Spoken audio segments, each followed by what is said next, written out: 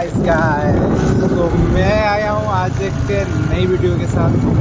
तो आज जाएंगे हम बाबा के पास। और उड़ीसा के हर कोई जानता है कि जब लोग के मन में बातें चलती है कि उड़ीसा में सबसे प्रसिद्ध बाबा में कौन कौन शामिल है, तो हर कोई इस बाबा के नाम लेता है, जो कि है बाबा कपिलास। और आपसे बहुत सारे लोग यहाँ आ चुके होंगे और इनकी जो महिमा है इन सबको तो आपको पता है। तो चलिए, वो जो बोलते हैं ना, लोग में एक श्रद्धा है, उड़ीसा के हर कोई बाबा कपिलास से प्यार करता है, तो कुछ तो बात होगी बाबा में। और बाबा की ऐसी कोई चीज़ नहीं, हर बाबा को जहाँ भी बोला, लेकिन जितने भी अच्छे हो, लेकिन जो घर में जो चीज़ होती है, आप बाहर जितने भी मिलो, लेकिन जब आप किसी के घर में मिलते हैं, जैसे अपनापन मिलता है, तो आप यहाँ पर आके वैसे अपनापन मिलता है कि चलो मैं किसी के घर में आया हूँ, उनको देख के आऊँगा, तो वो एक खुशी मिलती है। और लेकिन भगवान को तो आप जहाँ भी बुलाओ वो कोई फ़र्क नहीं पड़ता। तो चले, मैं आगे आपको दिखाता हूँ इस सफ़र में। और एक सुंदर सी जो जगह है यहाँ, आप सबको दिखाना तो पड़ेगा ही। तो चलिए।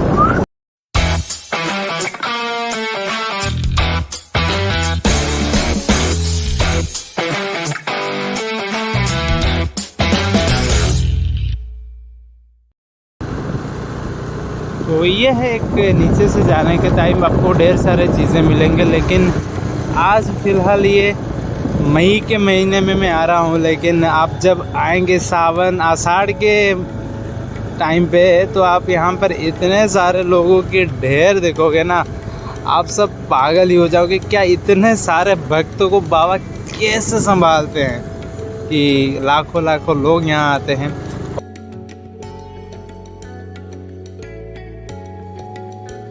पता है दोस्तों, ये जो जगह है ना, वो ऐसे आम चीज़ नहीं है।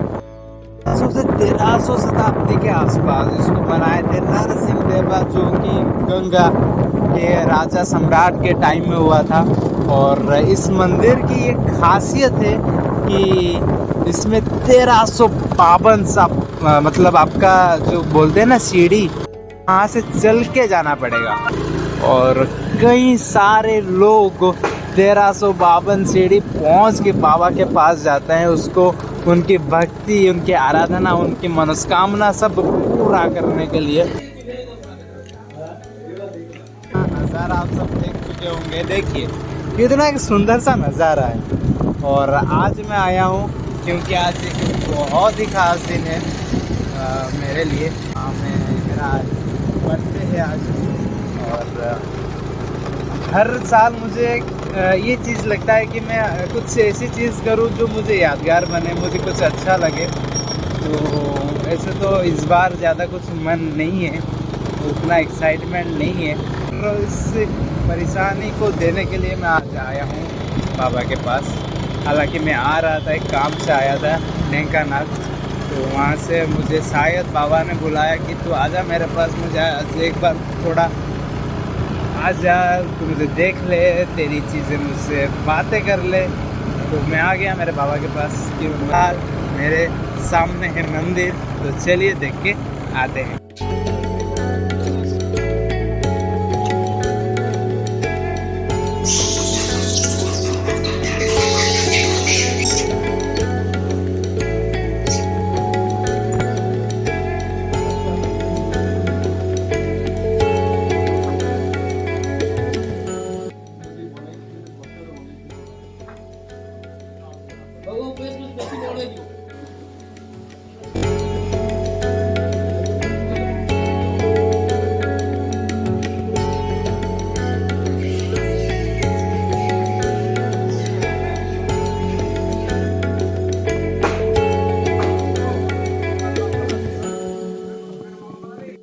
तो ये मंदिर की यही खासियत की है।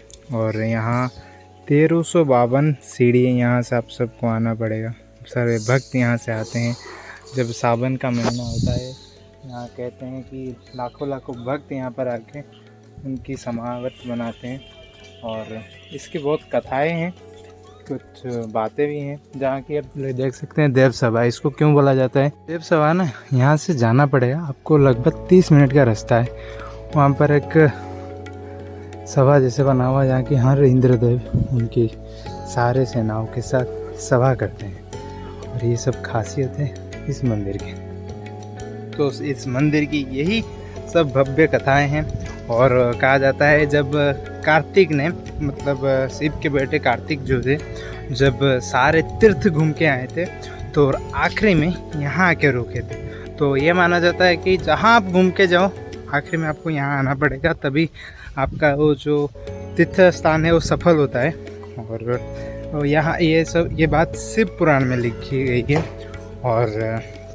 और बहुत सारे कथाएं हैं, जैसे कि कहा जाता है कि रावण जब महादेव को लेके जाना चाहता था उनके पास, कपिलास को वो बोलते थे मेरे पास में लेके चला जाऊंगा, तब शिव जी ने क्या किया था, कपिलास को यहाँ पर रख दिए थे।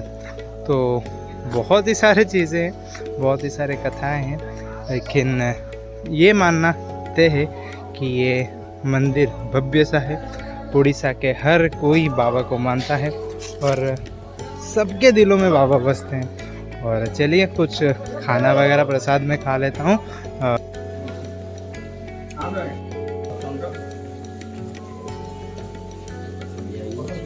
गर्मी की इस धूप में ये मंदिर से झरना का ठंडा ठंडा पानी जो मिटाते हैं, कितने सारे बंदर यहाँ पर अपने प्यास से गुजारे हैं।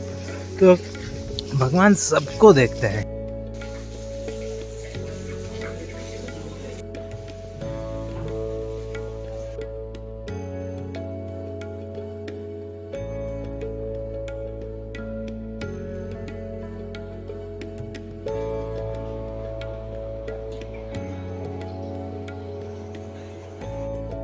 यह काल यह त्रिकाल बन के रहते हैं हमारे डाल, जब होती है परेशान तो मन में आ जाता है नाम लेके जिनकी एक शक्ति, तुम करो तो सही थोड़ी बाबा की भक्ति। जय शिव शंभू।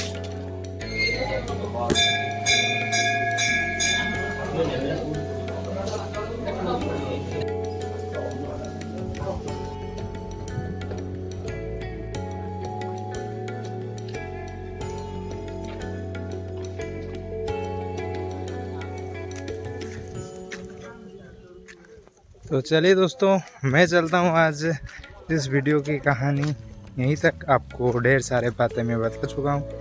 और रही का एक बेनिफिट यहाँ है, देखिए एक बार ऊपर चढ़ जाओ लेकिन नीचे जाने टाइम कोई एफर्ट नहीं, सिर्फ ब्रेक लगाओ अपने आप गाड़ी पूरा नीचे तक चलेगा। लेकिन अरे एक नज़ारा, अरे वाह। साल की एक नई जर्नी में शुरू करना जा रहा हूँ, क्योंकि पिछले जो एक साल गया मुझे बहुत कुछ सिखाया। और मतलब मैं पर्सनली बोलूँगा ये जो पिछला वाला साल था, जिसकी शुरुआत जहाँ से हुई थी और ख़त्म जहाँ से हो रहा है आज, उसमें बहुत ही फ़र्क है मेरे नज़र से। और यही चीज़ें मैं चाहता हूँ कि एक साल में ना एक बिग इम्पैक्ट हो जाए, कि खुद को तुम जब तराशना शुरू करते हो ना, तब तुम खुद के अंदर की खामियां, कमियां और सब चीज़ दिखते हो और उसके ऊपर काम करते हैं। फिर उसमें आप जानते हैं कि क्या चीज़ें हैं, कहाँ पर हम गलत कर रहे हैं, कहाँ पर हम सही कर रहे हैं, क्या हमें करना चाहिए, क्या हम करना नहीं। एक छोटी सी मेरा जर्नी तो अभी शुरू हुआ है, लेकिन मैं ढेर सारे बातें जान चुका हूँ और भी जानना है, और उसी को भी जानना है, क्योंकि जितने बार तुम सीखोगे उतने बार तुम परफेक्ट बन जाओगे। क्योंकि ये सब कहते थे अब, लेकिन अब करके देख रहा हूँ।